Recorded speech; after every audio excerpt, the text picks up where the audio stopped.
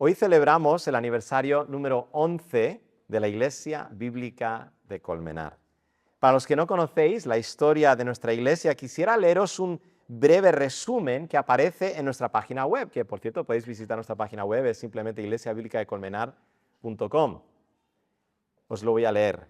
La historia de la Iglesia Bíblica de Colmenar comienza cuando una familia de Colmenar Viejo, la familia Sedosky, se convierte a Cristo como resultado de la obra evangelística de la Iglesia Bautista de Parla, en el sur de Madrid.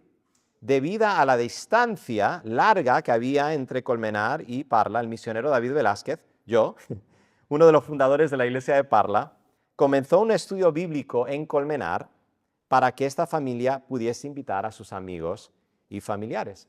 Con el pasar del tiempo empezó a ser muy evidente que el Señor estaba abriendo puertas para la plantación, así lo llamamos normalmente cuando empezamos en una nueva iglesia, para la plantación de una iglesia en Colmenar con las familias Sedosky y Velázquez.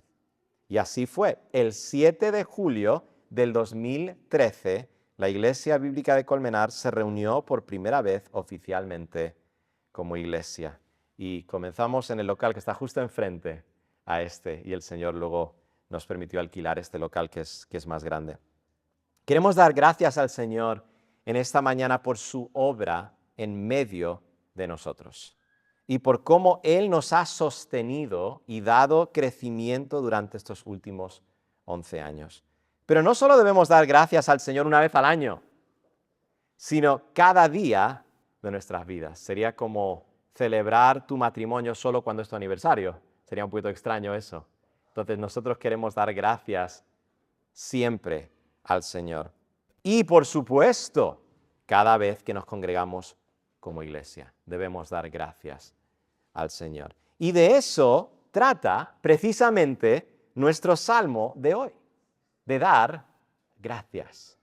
Hay varios salmos en el libro de los Salmos que son himnos de agradecimiento. Salmos de agradecimiento. Este es uno de ellos. Fijaos en el llamado que encontramos en los primeros 3 versículos. Fijaos en este llamado. Dice así: alabad a Jehová porque Él es bueno. Y en realidad esto se debería traducir, y creo que es una traducción un poquito más precisa: dad gracias a Jehová porque Él es bueno. Dad gracias. La mayoría de las versiones lo traducen así: dad gracias a Jehová porque Él es bueno. Porque para siempre es su misericordia. Díganlo los redimidos de Jehová, los que ha redimido del poder del enemigo y los ha congregado de las tierras del oriente y del occidente, del norte y del sur. Hay un imperativo que es llamativo en estos versículos y es el imperativo díganlo, díganlo. Para el salmista no es suficiente que estemos agradecidos a Dios, sino que debemos expresar esa gratitud a Dios. Por eso se llama dar gracias. Dar gracias. Dar gracias es gratitud que exteriorizamos en honor a Dios.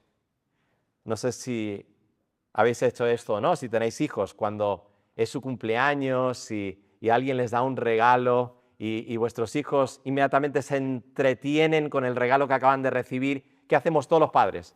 Decimos: no te olvides dar las gracias, ¿verdad? Porque no es suficiente simplemente disfrutar del don que hemos recibido, sino que necesitamos dar gracias, exteriorizar esa gratitud. Y por eso hacemos bien los padres cuando instruimos a nuestros hijos a dar gracias. Obviamente no vamos a dar gracias si no estamos agradecidos. Pero es necesario no solo estar agradecidos a Dios, sino también dar gracias a Dios. Y eso lo debemos hacer no porque Dios necesita nuestras ofrendas de gratitud, sino porque Él merece nuestras ofrendas de gratitud. Y si nuestro deber no solo es sentir gratitud a Dios, sino también exteriorizar nuestra gratitud a Dios, entonces necesitamos saber muy bien por qué debemos dar gracias a Dios, para así expresar nuestra gratitud a Dios con la mayor claridad posible. Tenemos que estar informados. ¿Por qué debemos dar gracias a Dios? Y así podemos expresar esa gratitud que se nos llama a expresar con la mayor claridad posible. Espero poder ayudaros con eso en este sermón y creo que este salmo nos ayuda a hacer eso precisamente. Pero también necesitamos entender que aunque dar gracias a Dios es algo que debemos hacer, dar gracias a Dios es algo que queremos hacer como creyentes. No siempre lo que debemos hacer coincide con lo que queremos hacer. Pero cuando estamos hablando de dar gracias a Dios, para nosotros los que conocemos a Dios, es un deber que nadie tiene que obligarnos a llevar a cabo. Es más, no podemos no dar gracias a Dios. No podemos, como creyentes, no dar gracias a Dios. Acción de gracias es lo que caracteriza al creyente. Si estás aquí en esta mañana y tu vida no se caracteriza por acción de gracias, entonces necesitas prestar atención a este sermón, porque debería estar tu vida caracterizada por gratitud interior y expresiones de gratitud. Si eres un verdadero creyente, necesitas crecer en tu entendimiento de quién es Dios y de lo que ha hecho Dios para contigo, porque tu acción de gracias a Dios incrementará en proporción a tu conocimiento de Dios. Tu acción de gracias, lo voy a decir otra vez, a Dios incrementará en proporción a tu conocimiento de Dios y lo que ha hecho por ti. Y si no eres creyente, si estás aquí en esta mañana y no te identificarías como creyente, y cuando yo hablo de creyente no estoy diciendo que eres una persona que crees en algo, porque casi todo el mundo cree en algo, no. Yo estoy hablando de algo muy específico cuando hablo de creyente, una persona que se ha arrepentido y ha puesto su fe en Cristo Jesús para su salvación. A eso me refiero por creyente, ¿vale? No creyente en términos generales, estoy hablando de alguien que puede decir, yo soy un discípulo de Cristo. Cristo es mi Señor y mi Salvador. Si no eres creyente, si eso no te describe a ti así en esta mañana, necesitas saber cuál es la realidad de tu situación en esta mañana. Necesitas a Dios. Aunque quizá no lo reconozcas en este momento, necesitas a Dios. Espero poder ayudarte a entender por qué por medio de este salmo. Mi oración es que tú puedas unirte a nosotros en dar gracias a Dios por quién es y por lo que ha hecho. Espero que podáis uniros a nosotros en dar gracias a Dios en esta mañana. Muy bien, con todo eso en mente, nuestra pregunta de hoy es simple pero importante. Y la pregunta es la siguiente: ¿por qué debemos dar gracias a Dios? ¿Por qué debemos dar gracias a Dios? Y quisiera daros dos razones en esta mañana. Y la primera razón es esta: porque hemos sido redimidos. ¿Por qué debemos dar gracias a Dios? Número uno, porque hemos sido redimidos. Explícitamente, lo que se nos dice en el Salmo 107 es que debemos dar gracias a Dios por la misericordia de Dios. Así comienza el Salmo y ese es el estribillo que vemos una y otra vez a lo largo de este Salmo. Dice en los versículos 8, versículos 15, versículo 21, versículo 31, dice, alaben o den gracias por, más exactamente, la misericordia de Jehová. Den gracias por la misericordia de Jehová. Pero, ¿qué significa la misericordia de Jehová en este salmo? ¿Qué significa la misericordia de Jehová? La palabra traducida, misericordia, la palabra que se ha traducido al castellano como misericordia en nuestro salmo, es la palabra hebrea Hesed. Y es una palabra muy importante para entender, si quieres conocer mucho de lo que se ve en el Antiguo Testamento y en especial mucho de lo que se ve en los Salmos. Es la palabra hebrea Hesed, ¿vale? Es difícil traducir esta palabra porque no tenemos una palabra en español que recoge el significado pleno de esta palabra. Eso sucede a veces cuando quieres traducir de un idioma a otro. A veces no existe una palabra en sí que captura todo lo que quieres describir acerca de una palabra en otro idioma. Necesitamos usar varias palabras en español para describir el significado de Hesed. Hesed es el amor de pacto del Señor. Es su amor inquebrantable. Es su amor inalterable. Es su amor leal. Son diferentes formas que podemos describir este amor, Hesed. Hesed es el compromiso, esa palabra es clave, amoroso del Señor para con su pueblo. Creo que en nuestro tiempo en particular nos cuesta entender el amor inquebrantable, inalterable, leal de Dios. Su Hesed nos cuesta. Porque hemos tergiversado tanto el significado del amor que ya no significa lo que significaba cuando se escribió este salmo. Hoy en día concebimos del amor como un sentimiento principalmente. Y como un sentimiento romántico o incluso erótico. Y no tenemos categorías en nuestras mentes para un amor que no depende de los sentimientos y actúa en beneficio del amado, aun cuando el amado no lo merece. No tenemos categorías para un amor leal e inquebrantable en base a un pacto, a un compromiso. Por eso, tristemente, tantos matrimonios fracasan en la actualidad, porque no entienden este tipo de amor, que es el amor de Dios. Pero amigos, el amor de Dios para con nosotros no depende de cómo Él se siente. El amor de Dios para con nosotros no depende de cómo Él se siente. ¿Os imagináis si su amor dependiera de los sentimientos que nosotros despertáramos en Él? Imagínate si el amor de Dios hacia su pueblo dependiera de lo que nosotros pudiéramos despertar en Él, los sentimientos que nosotros pudiéramos despertar en Él. ¿Qué posibilidad habría de que Él nos amara? ¿Sabemos realmente quiénes somos nosotros a la luz de la santidad y perfección de Dios? ¿Qué sentimientos podríamos nosotros despertar en Dios para que Él nos vea como deseables y dignos de su amor? No.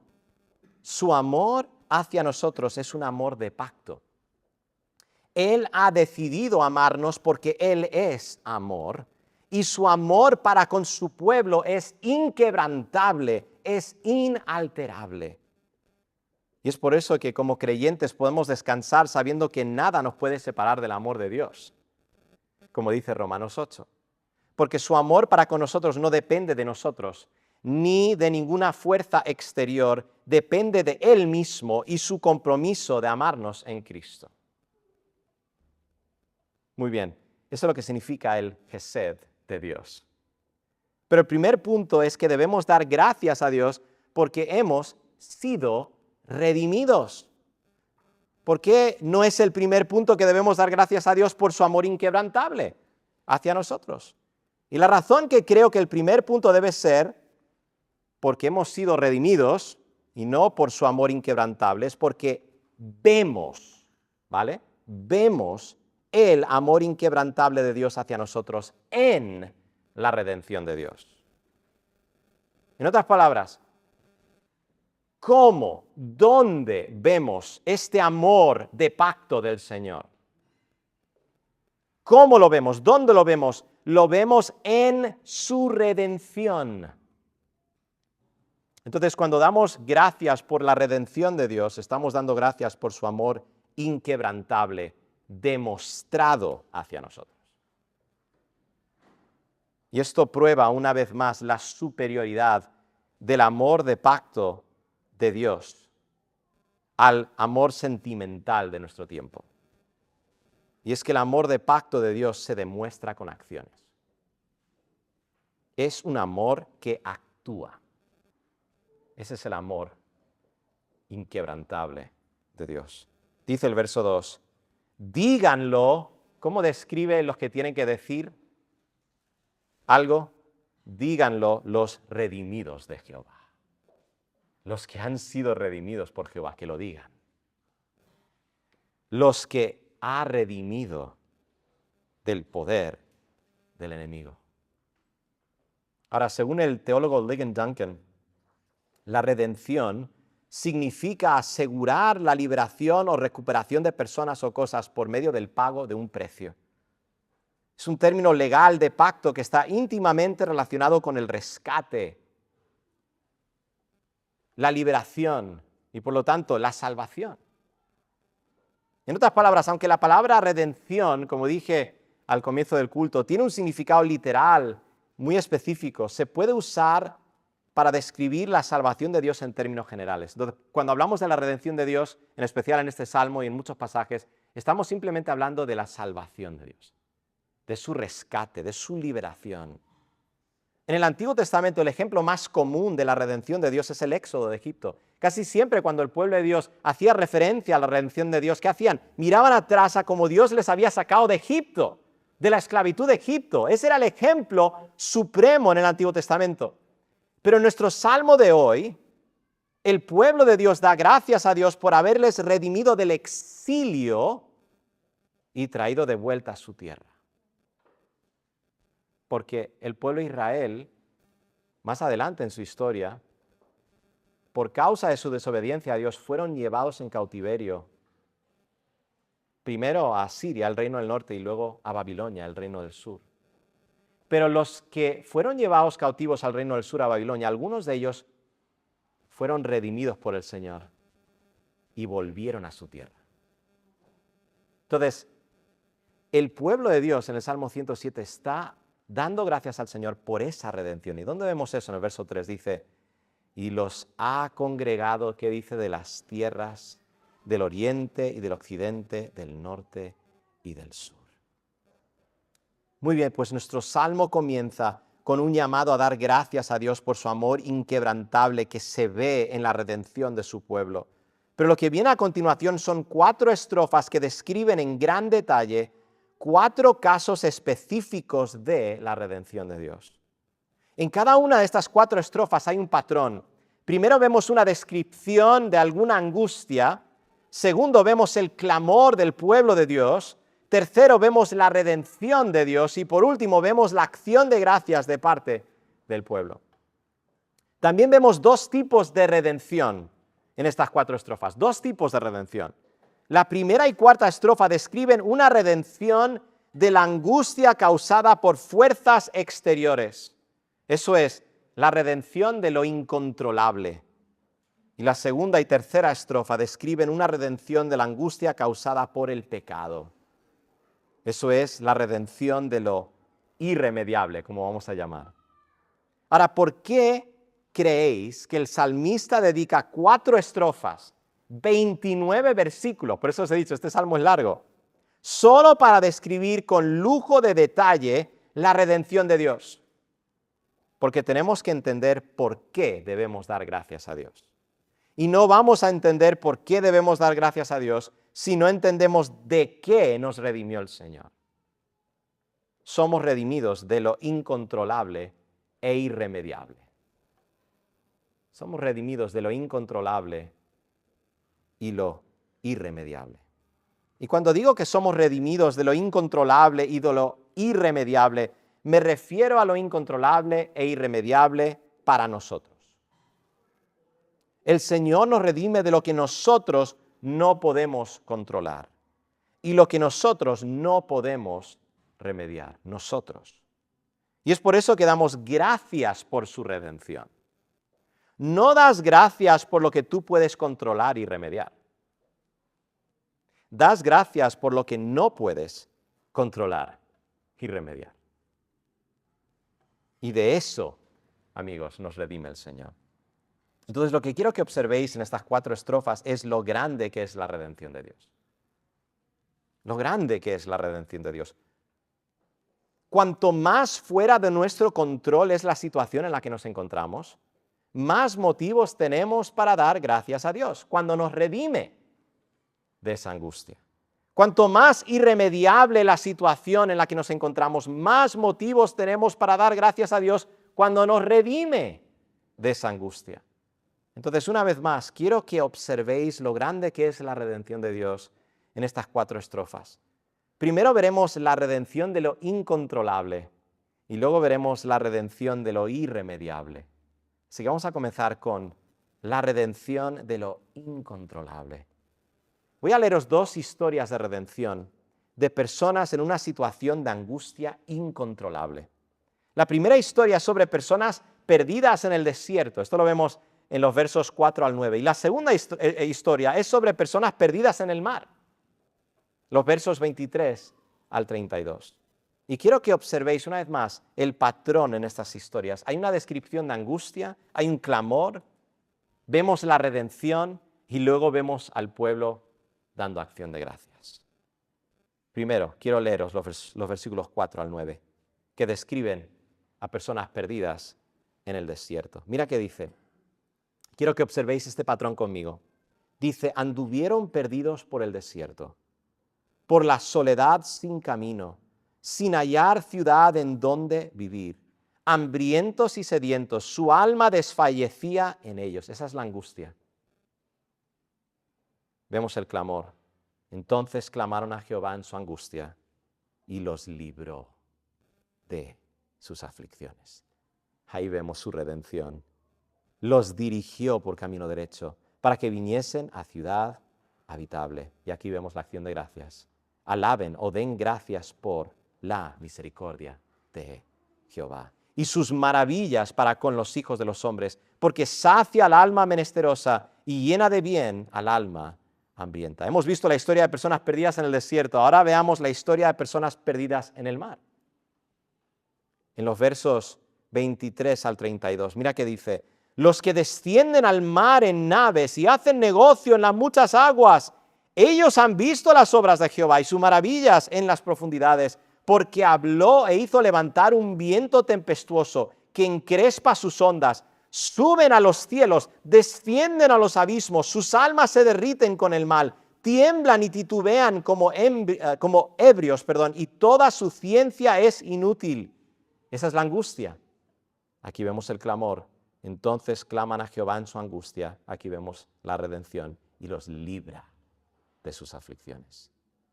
Cambia la tempestad en sosiego y se apaciguan sus ondas. Luego se alegran porque se apaciguaron y así los guía al puerto que deseaban. Y aquí vemos la acción de gracias. Alaben la misericordia de Jehová. Den gracias por la misericordia de Jehová y sus maravillas para con los hijos de los hombres. Exáltenlo en la congregación del pueblo y en la reunión de ancianos. Lo alaben. En estas 2 historias de redención que acabamos de leer, vemos a personas en una situación de angustia completamente incontrolable desde una perspectiva humana. Cuando estás perdido en el desierto, y no estamos hablando del desierto como hoy en día podrías ir a Arizona y estar en el desierto, pero estar en una ciudad que tiene de todo. No, estamos hablando de desierto inhabitable. Y no solo estás en el desierto, sino que estás perdido. No tienes dirección, no tienes compás. Eso es la definición de una situación incontrolable. O estás en el mar, y no con un barco de los que tenemos hoy en día, de estos súper grandes, no, estamos hablando de un barquito de esos que tenían en ese tiempo, con una gran tempestad. Te encuentras en una situación completamente incontrolable desde una perspectiva humana. Pero lo que vemos en ambas historias es que el Señor obró el milagro de la redención. Amigos, muchas veces nosotros tenemos la ilusión de control sobre las circunstancias de la vida. Y eso sucede especialmente cuando todo nos va bien. Incluso cuando las cosas empiezan a irnos mal, tenemos la tendencia a pensar que nosotros podemos solucionar nuestros propios problemas con nuestras fuerzas. Pero esa ilusión de control realmente se desvanece cuando nos enfrentamos a una situación que sin duda alguna está fuera de nuestro control. Y es en ese momento que nos damos cuenta, o deberíamos darnos cuenta, que dependemos completamente de Dios. Solo Él nos puede librar. Solo Él puede cambiar el caos en orden. Y no es que haya circunstancias que realmente están bajo nuestro control. y otras que no. He dicho que es una ilusión de control que tenemos nosotros. Todas las circunstancias están bajo el control soberano de Dios en última instancia. Incluso la tormenta está bajo el control de Dios. Dependemos de Él para todo. Como dice el verso 9, dice, porque sacia al alma menesterosa, al alma necesitada, eso es lo que significa, y llena de bien al alma hambrienta. El que provee todas las cosas es Dios. Pero no es hasta que llegamos al final de nuestros recursos, ¿verdad? No, yo lo puedo hacer. Yo tengo la capacidad de revertir esta situación. No es hasta que llegamos al final de nuestros recursos que nos damos cuenta de esa realidad. Como dice el verso 27, mira que dice, esto es cuando estaban perdidos en el mar, que dice, tiemblan y titubean como ebrios, y toda su ciencia es inútil. ¿Has llegado a ese punto en tu vida? Donde toda tu ciencia es inútil. ¿Sabes lo que significa ciencia aquí? Significa conocimiento. ¿Verdad? Llegas a un punto donde te das cuenta, esto supera mis habilidades. Va más allá de mis recursos. Yo no puedo. ¿Te das cuenta que dependes completamente de Dios en esta mañana? Cuando llegas a ese punto, darás gracias a Dios por redimirte de lo incontrolable. Y ojo, os voy a dar una pequeña clave. Aunque vemos realmente lo incontrolable en esas situaciones, como el desierto y el mar tempestuoso, todas las situaciones realmente están fuera de nuestro control. Él es soberano, nosotros no. Y lo que nosotros pensamos que es control es una ilusión de control. Dependemos completamente de Él. Hemos visto la redención de lo incontrolable, ahora quiero que veáis la redención de lo irremediable. Hay dos historias más de redención en nuestro Salmo. Pero lo que distingue a estas historias de las que acabamos de leer es que estas historias describen redención de angustia causada no por fuerzas exteriores, como la naturaleza o algo que sucede fuera de nosotros, sino por el pecado de individuos, por nuestro pecado. Y decimos que esto es redención de lo irremediable porque desde nuestra limitación humana no hay nada que podemos hacer para remediar las consecuencias de nuestro propio pecado. No hay nada que podemos hacer para remediar las consecuencias de nuestro propio pecado. La primera historia es sobre personas en prisión, los versos 10 al 16, y la segunda historia es sobre personas enfermas. Una vez más, quiero que observéis el patrón en estas historias. Angustia, clamor, redención, acción de gracias. Y quiero que veáis lo que distingue a estas dos historias de las primeras dos que os he leído. Primero vemos a los prisioneros. Verso 10 al 16, mira que dice, algunos moraban en tinieblas y sombra de muerte, aprisionados en aflicción y en hierros. Están en angustia, pero ojo, ¿por qué están en angustia? Por cuanto fueron rebeldes a la palabra de Jehová. En otras palabras, están en angustia por su propio pecado, por su propia rebeldía en contra de Dios. Dice, y aborrecieron el consejo del Altísimo. Seguramente, esto es una referencia al pueblo que había sido exiliado por su pecado y su rebeldía. Por eso estuvieron en Babilonia.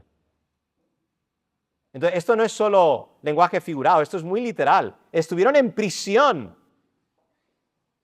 Estaban fuera de su tierra. Estaban sometidos al yugo de Babilonia. Pero por su pecado. Esa es la angustia. Dice, por eso quebrantó con el trabajo sus corazones. Cayeron y no hubo quien los ayudase.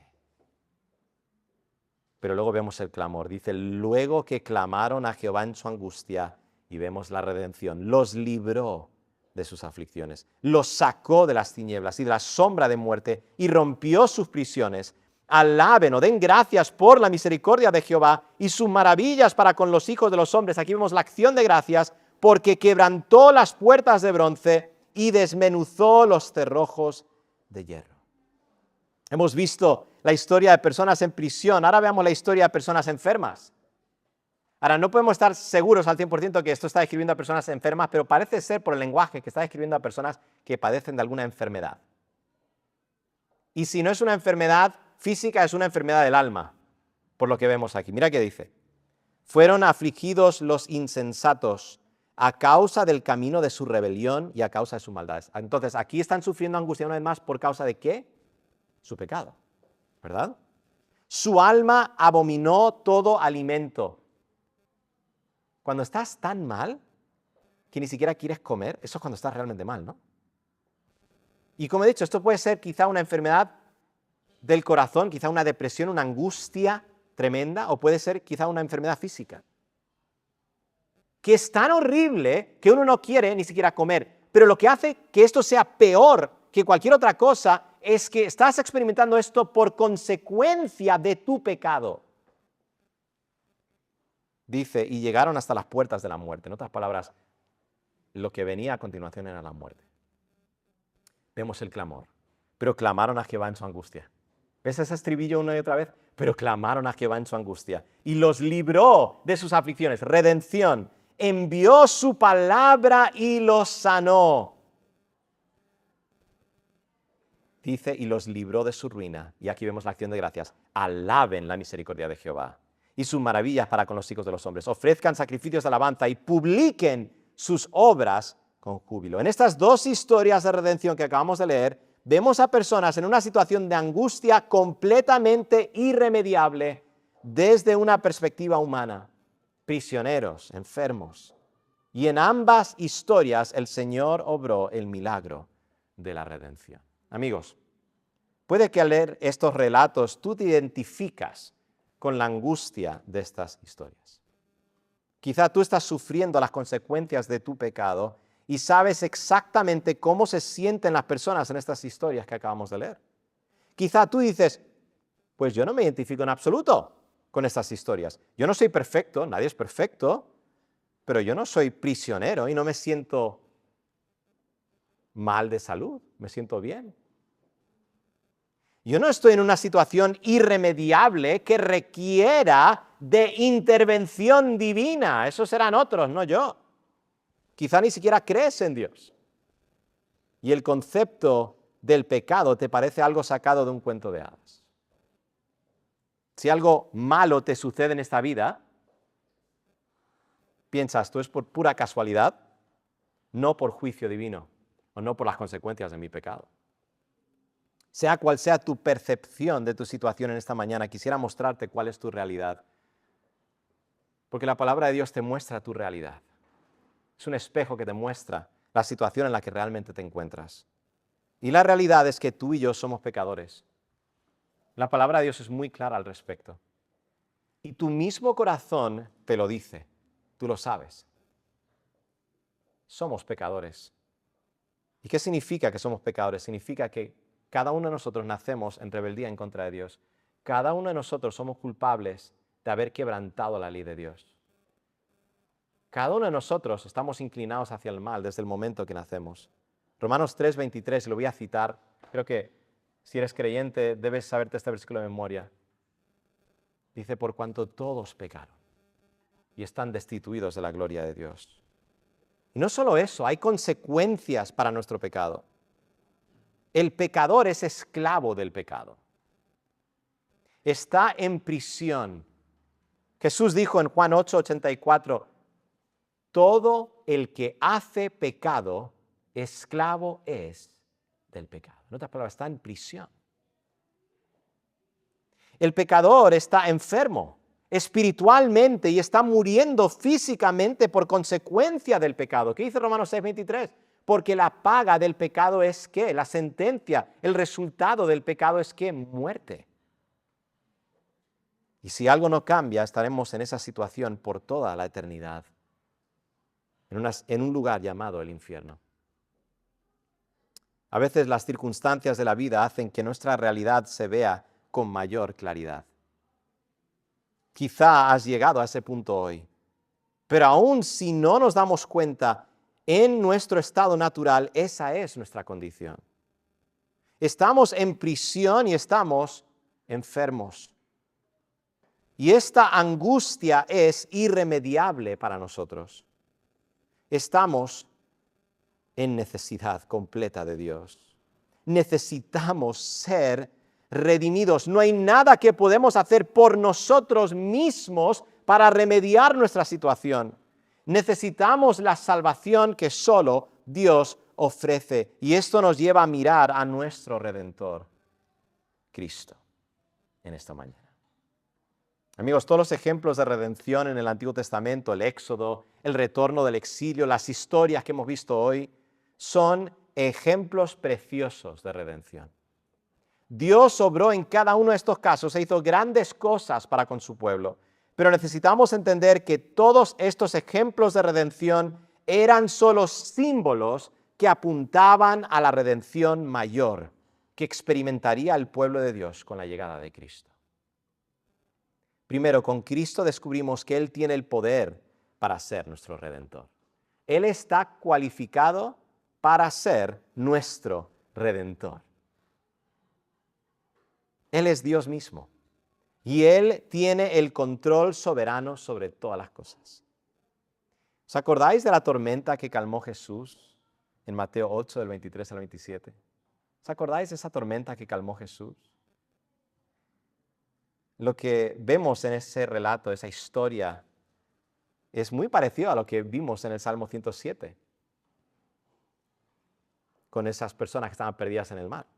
Os lo voy a leer, Mateo 8, del 23 al 27, que lo tenemos ahí en la pantalla.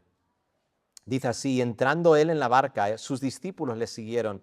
Y aquí que se levantó en el mar una tempestad tan grande que las olas cubrían la barca, pero él dormía. Él les dijo: ¿por qué teméis, hombres de poca fe? Entonces, levantándose, reprendió a los vientos y al mar, y se hizo grande bonanza. Eso es paz completa, tranquilidad. Y los hombres se maravillaron diciendo: ¿qué hombre es este que aun los vientos y el mar le obedecen? Ese hombre es Cristo, nuestro Redentor, que tiene el completo control sobre todo el caos en este mundo, sobre todo lo que tú puedes imaginar que es incontrolable en este mundo. Él lo tiene bajo control. Él es nuestro Redentor. Si Cristo es Dios, ¿hay alguna fuerza fuera de su control? ¿Hay alguna angustia de la cual no puede librarnos? Pero Cristo no solo nos redime de lo incontrolable, sino también de lo irremediable. ¿Y qué es lo irremediable para nosotros? La culpa. No podemos remediar nuestra propia culpa, por más que intentemos. No podemos remediar el poder del pecado sobre nuestras vidas. Como por más que intentamos hacer lo correcto, estamos inclinados hacia el mal. No podemos remediar el poder del pecado sobre nuestras vidas y no podemos remediar la condenación del pecado. La paga del pecado, que es muerte. No podemos remediar nada de ello. Cristo vino para remediar lo irremediable. Y lo hizo por medio de su vida, muerte y resurrección. En el lugar de todo aquel que cree en Él. Hermanos, amigos, regocijaos conmigo al considerar la redención de Cristo. Quiero que observéis esto. Cuando Jesús comenzó su ministerio, Él fue a su pueblo, donde Él se había criado, Nazaret. Y Él entró en la sinagoga en Nazaret, y quiero que veáis lo que Él hizo cuando entró en la sinagoga. Lucas 4, del 16 al 19. Mira esto. Dice: vino a Nazaret, donde se había criado, y en el día de reposo entró en la sinagoga conforme a su costumbre, y se levantó a leer, y se le dio el libro del profeta Isaías, y habiendo abierto el libro, halló el lugar donde estaba escrito. Mira esto: el Espíritu del Señor está sobre mí, por cuanto me ha ungido para dar buenas nuevas a los pobres. Me ha enviado a sanar a los quebrantados de corazón, a pregonar libertad a los cautivos y vista a los ciegos, y poner en libertad a los oprimidos, y predicar el año agradable del Señor. Y cuando Él cerró ese libro, Él dijo: hoy se ha cumplido entre vosotros esta palabra. Yo soy el que redime a su pueblo. y redime de lo irremediable. Colosenses 1, del 13 al 14. Dice el cual, eso es Cristo, el cual nos ha librado de la potestad de las tinieblas y trasladado al reino de su amado Hijo, en quien, dice, tenemos redención por su sangre, el perdón de pecados. ¿Por qué debemos dar gracias a Dios en esta mañana? Porque hemos sido redimidos por Cristo. Él nos redime de lo incontrolable y de lo irremediable.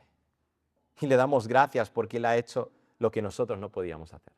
Si no, no tendríamos motivo alguno para dar gracias.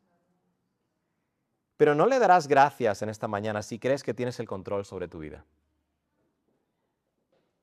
No le darás gracias si tú crees que tienes el control sobre tu vida.